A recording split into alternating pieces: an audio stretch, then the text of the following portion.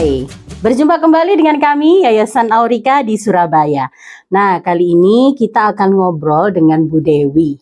Kita sapa dulu ya. Halo Bu Dewi. Hai Bu Iva. Apa kabar? Alhamdulillah, baik dan tetap semangat. Oh iya, seperti salamnya di KBTK Aurika. Sehat, semangat. Gitu. Oke, nah pasti pengunjung YouTube kita gitu ya, yang suka menyaksikan YouTube kita pasti agak asing dengan Bu Dewi ini. Siapakah beliau? Nah, kita akan ngobrol-ngobrol. Clue-nya adalah beliau adalah anggota baru di Yayasan Aurika Surabaya. Nah, kita ucapkan dulu selamat datang di Yayasan Aurika Surabaya. Terima kasih Bu Iva. Oke.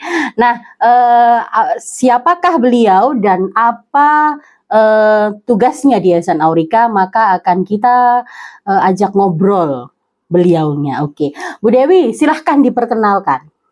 Hai para pemirsa Aurika, nama saya Dewi Eka Damayanti. Kebetulan saya baru saja bergabung di Aurika pada awal bulan Juli dan saya di sini menjabat sebagai PLT Kepala Sekolah. Saya di sini juga membantu di kelas TKA. Oke, sebenarnya di kelas manapun ya, Iya. Ya. Dan untuk sementara memang baru TKA. Oke. Nah, berarti beliau adalah kita persembahkan. Beliau adalah kepala sekolah di KBTK Aurika, begitu ya, Bu Dewi ya. Nah, Bu Dewi tadi kan bilangnya PLT ya Bu Dewi ya. Iya, nah, betul. PLT itu apa Bu Dewi? PLT itu pelaksana tugas kepala sekolah. Oh, itu disingkat PLT. Apakah ada sertifikat jadi PLT ini? Oh, untuk kepala sekolah sih, tepatnya untuk kepala sekolah itu harus mempunyai NUKS. Nomor unik kepala sekolah, ya, dan itu didapatnya dengan diklat selama 3 bulan. Dan alhamdulillah saya punya untuk itu, seperti itu Bu Iva. Jadi diangkat sebagai kepala sekolah yang sudah bersertifikasi ya istilahnya. Betul. Ya.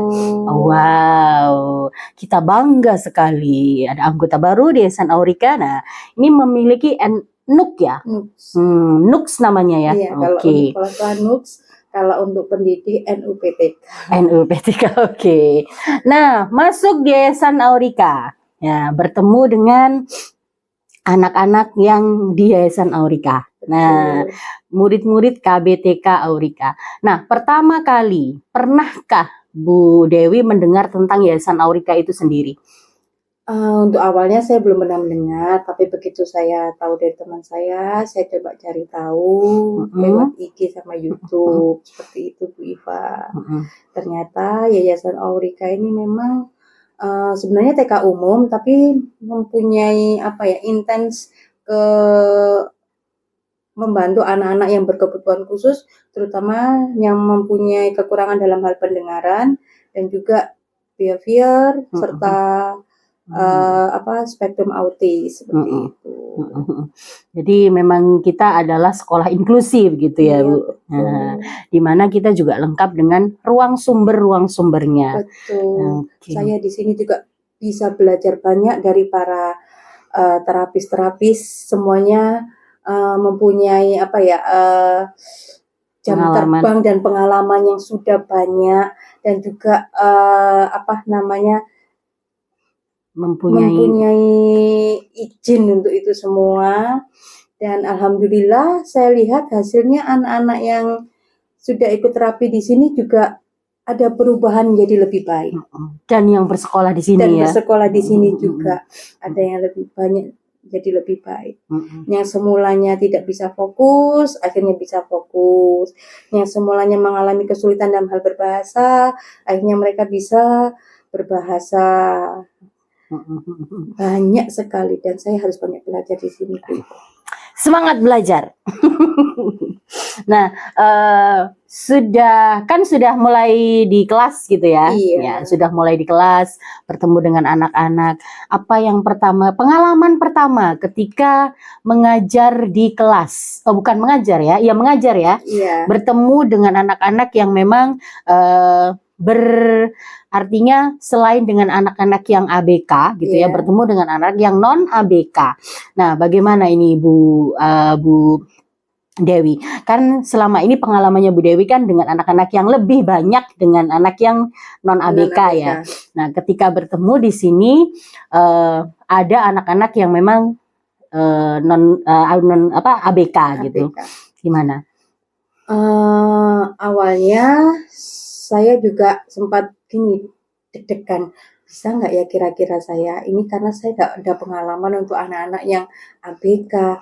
Terus karena menurut saya untuk menghadapi anak-anak ABK itu harus mempunyai kesabaran dan kemampuan tingkat lebih lah dibandingkan ketika kita mengajar anak-anak yang non ABK. Anak reguler ya? Iya, anak reguler. Tapi saya juga kaget loh. Ternyata anak-anaknya non ABK pun mampu dan mau menerima anak-anak yang ABK tersebut dengan baik, dan mereka bisa berbaur gitu. Bersinergi, betul. Saling membantu. Betul, dan juga mereka komunikasi mereka juga nggak terhalang loh. Tetap pakai verbal, bukan pakai bahasa isyarat. Jadi untuk yang reguler pun dia nggak merasa kesulitan, dan juga anak yang ABK juga merasa terbantu karena dia bisa memperlancar bahasanya betul. Seperti itu. Saya ternyata benar-benar hebat sekolah Aurika, bisa membantu anak-anak, bisa mengakomodasi anak-anak yang berkebutuhan khusus dan anak-anak yang reguler, dan bisa bekerja sama menjadikan kolaborasi yang baik tentunya. Ya, betul sekali. Wah, berarti itu pengalaman baru juga ya Bu Dewi ya. Nah, kalau di sini kan ada anak-anak yang memang gangguan pendengaran di mana mereka memakai alat bantu dengar ya. Ada ABD, ada juga dengan implan gitu ya. Nah, kalau Bu Dewi maksudnya kaget enggak loh, ini kok pakai apa gitu kan? Mungkin belum pernah tahu gitu ya. Iya sih, kaget. Saya kadang-kadang juga gini, ini kok cuma ditempel gini ya, terus yang satunya kok nyangkut di telinga, ini bedanya apa? Terus kadang-kadang terus ini kalau warnanya merah ini harus bagaimana? Itu juga kan saya harus belajar. Terus ini kalau mamanya dilepas itu gimana untuk memasangkannya kembali seperti itu? Saya harus melihat teman-teman yang sudah lebih dulu, oh ternyata begitu caranya, seperti itu.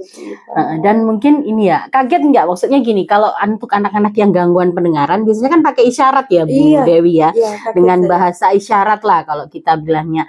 Nah, ternyata di sini anak-anak yang memang gangguan pendengaran dan memakai alat bantu dengar gitu, mereka bisa belajar, mereka bisa mendengar, bisa paham perintah, bahkan bisa berkomunikasi dua arah ya. Itu kaget nggak pertama kali? Kaget Bu Iva. Saya kira ketika saya masuk anak-anak akan saya akan berkomunikasi dengan bahasa isyarat seperti itu.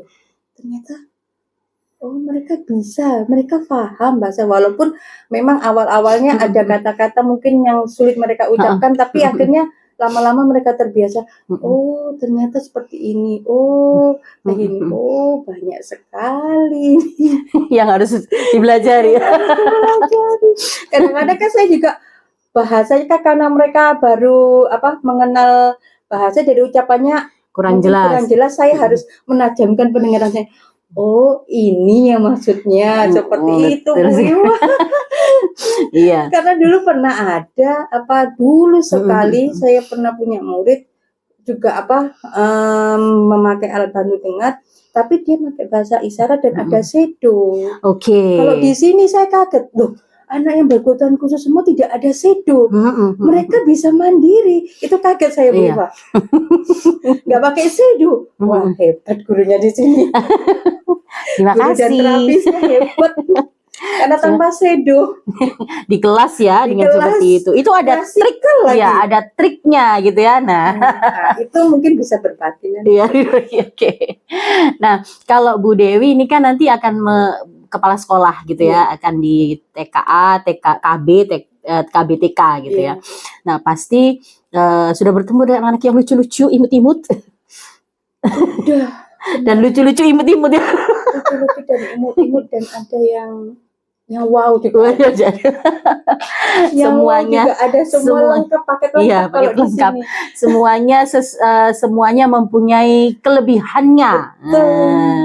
Kalau untuk anak-anak yang reguler gitu ya, di sini juga karena kan kalau inklusi itu memang 75% anak reguler, 20% anak ABK Bu Dewi, dan memang lebih banyak presentasinya seperti itu. Nah Bu Dewi kira-kira kan pasti punya program-program gitu ya akan Bu Dewi lakukan gitu ya.